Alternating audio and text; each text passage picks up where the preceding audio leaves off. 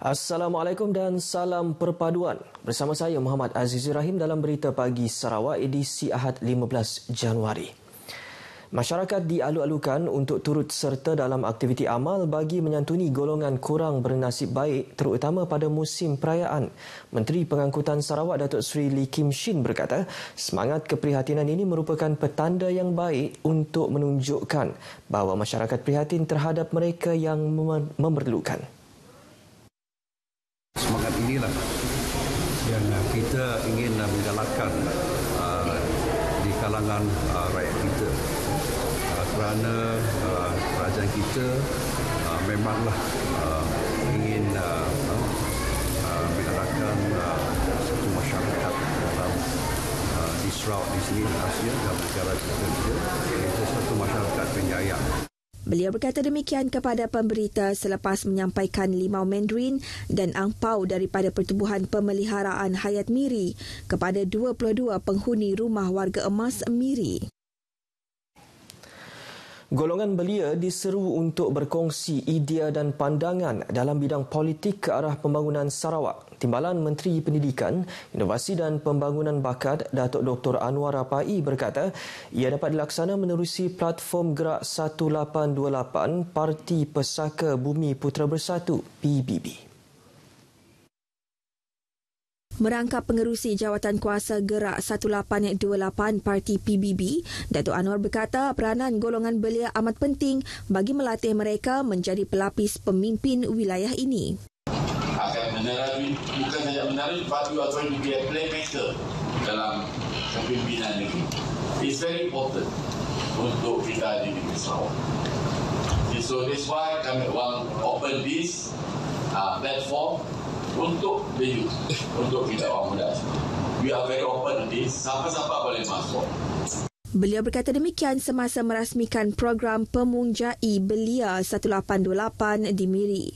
Program anjuran pro-tem Pergerakan Belia 1828 Telang Usan ini bertujuan mendedahkan golongan belia dengan proses pilihan raya dan kempen.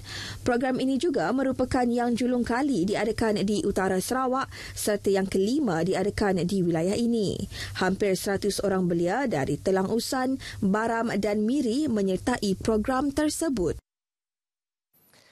Sarawak optimis hak Sabah dan Sarawak seperti yang termaktub dalam Perjanjian Malaysia 1963 akan dikembalikan dengan pengiktirafan sebagai sebuah wilayah dan bukan negeri.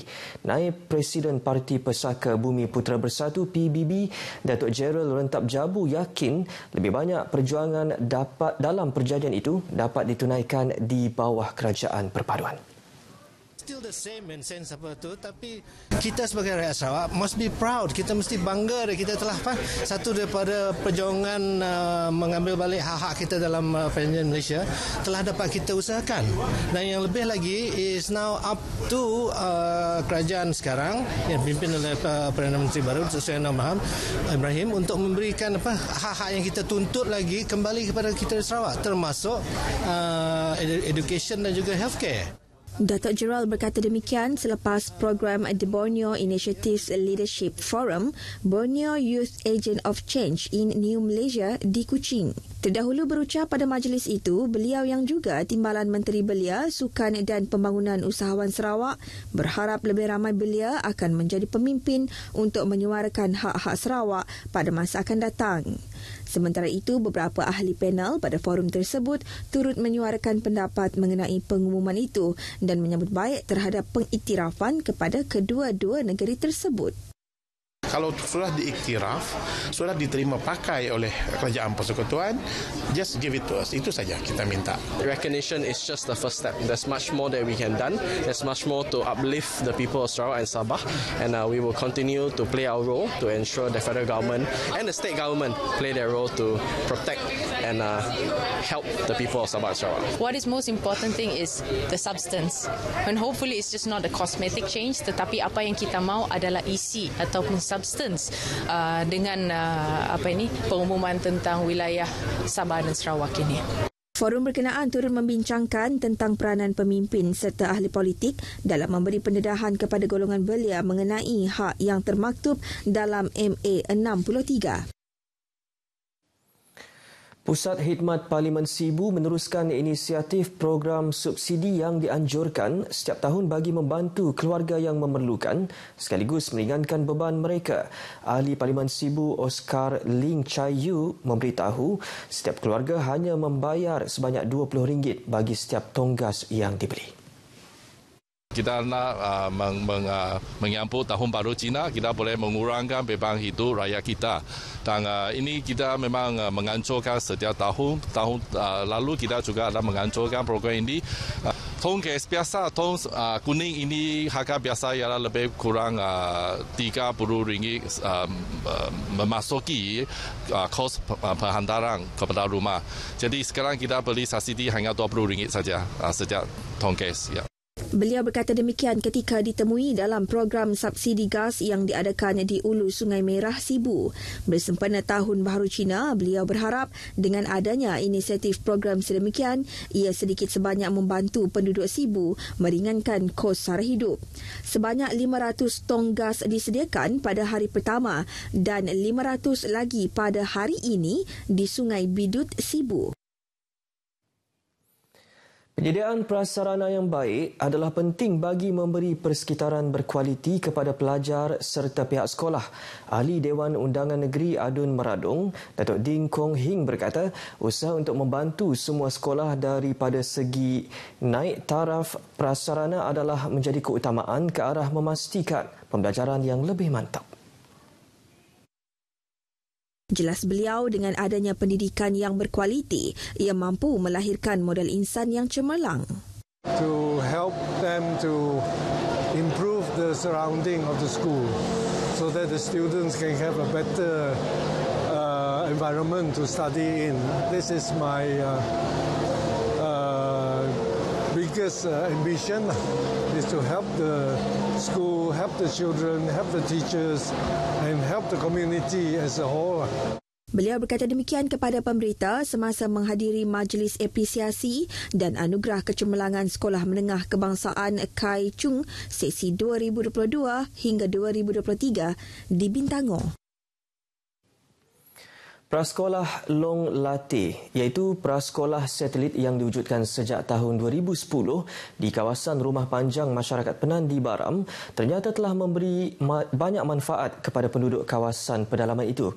Ia bukan sahaja memberi pendidikan asas kepada anak-anak Penan, malah mereka tidak perlu berjauhan dengan ibu bapa pada usia 5 dan 6 tahun.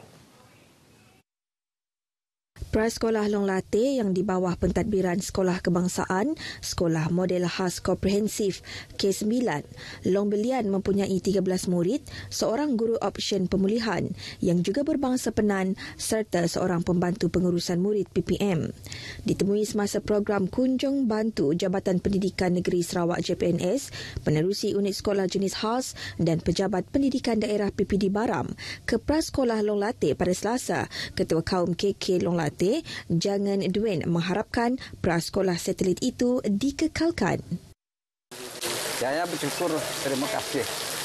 Sebab ada kerjaan membantu saya membina satu prasekolah. Itu satu untuk saya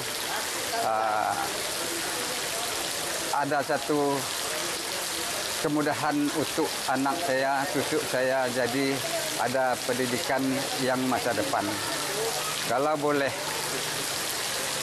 saya minta kerjaan membina satu sekolah rendah untuk anak saya, anak kami orang semua yang ada dekat di sini. Ujar beliau, prasekolah satu kelas itu ternyata telah menyediakan pendidikan asas kepada anak-anak Penan sebelum mereka meneruskan persekolahan ke sekolah rendah. Menurut KK Jangan lagi, menerusi pendidikan asas yang lengkap ada dalam kalangan anak-anak Long Lateh telah melanjutkan pelajaran ke Universiti Pendidikan Sultan Idris UPSI. Ada berkembangan sekolah di sini sudah. Berapa sudah anak-anak yang keluar dari sini. Ada yang pergi sampai tingkatan 5, ada yang pergi sampai tingkatan 6 sudah. Cucu saya sendiri pun sudah ada keluar dari sini, sudah pergi sekolah dekat Perak sudah. 2 tahun sudah dia pergi sana. Dia ada sekolah sini juga dulu. Itu satu kebaikan dia, itu satu kemajuan dia. Sementara itu, rombongan diketuai pengarah JPNS Datuk Dr. Azhar Ahmad telah meninjau sendiri pengoperasian prasekolah satelit Long Lateh yang dilihat memerlukan beberapa penambahbaikan daripada aspek infra pada masa akan datang. Bekalan elektrik prasekolah itu masih bergantung kepada generator yang mana bekalan diesel dihantar sendiri oleh Guru Besar SK K9 Long Bedian, Thomas Ribuh Alang. Turut serta dalam tinjauan tersebut, Timbalan Pengarah Sektor Pengurusan Sekolah, Omar Mahli, Ketua Penolong Pengarah Kanan Unit Sekolah Jenis Khas, Lau Yu Ho dan Ketua Penolong Pengarah Kanan Unit Rendah Miskinah Arsyad. Inisiatif baharu yang disediakan Tabung Baitul Mal Sarawak TBS adalah mewujudkan rangkaian pusat pengedaran ummah UDC di beberapa cawangan seperti pusat sehenti untuk mendapatkan bantuan makanan. Selain daripada itu, Pengurus Besar TBS Datuk Abang Muhammad Shibli Abang Muhammad Naili berkata pihaknya juga menyediakan bantuan bakul kasih Baitul Mal BKB dengan kerjasama pihak Jawatankuasa Pengurusan Masjid dan Surau yang terpilih di seluruh Sarawak. Dedah beliau setakat 31 Disember tahun lepas, TBS telah mengagihkan sejumlah lebih 84 juta ringgit bagi bantuan kewangan kepada asnaf. Daripada jumlah tersebut, sebanyak 59.80 juta ringgit bantuan diagihkan melalui 4 program utama, iaitu program mengukuhkan tradisi keilmuan, program membangunkan institusi Islam, program memantapkan kebajikan ummah dan program peningkatan kemahiran ummah. Beliau berkata demikian pada Hari Bersama Asnaf di tempat letak kereta Kompleks Islam Sarawak di Miri. Hari Bersama Asnaf Miri adalah bertujuan mendidik masyarakat dengan budaya menderma. Baik, paparan itu tadi mengakhiri berita pagi Sarawak edisi Ahad 15 Januari. Dapatkan perkembangan sahih sepanjang masa melalui portal berita.rtm.gov.my. Assalamualaikum dan salam perpaduan.